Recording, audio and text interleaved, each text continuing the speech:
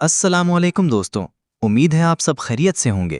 Video کو like share کریں اور نیوز چینل کو سبسکرائب کریں اور بیل آئیکن پریس کرنا نہ بھولیں۔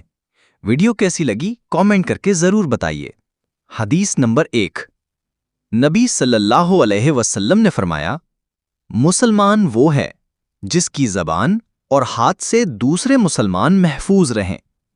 تشریح: کسی کو زبان یا ہاتھ سے تکلیف دینا اسلامی اخلاق کے خلاف ہے۔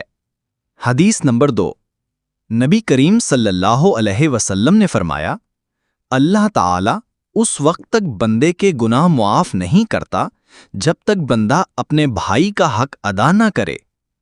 مسند احمد۔ تشریح: حقوق العباد کی ادائیگی کے بغیر اللہ کا معافی دینا ممکن نہیں۔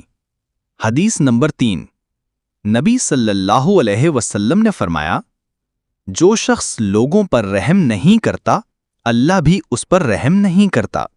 صحیح بخاری 6013۔ تشریح: دوسروں کے ساتھ رحم دلی انسانیت کی اصل پہچان ہے۔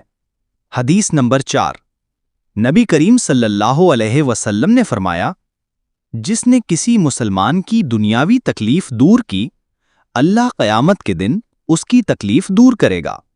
صحیح مسلم 2699۔ تشریح: دوسروں کی مدد کرنا دنیا اور آخرت کی بھلائی کا سبب ہے۔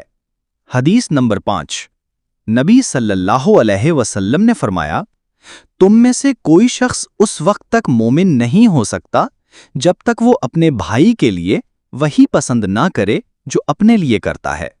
صحیح بخاری 13۔ تشریح: ایثار اور ہمدردی ایمان کا جزو ہے۔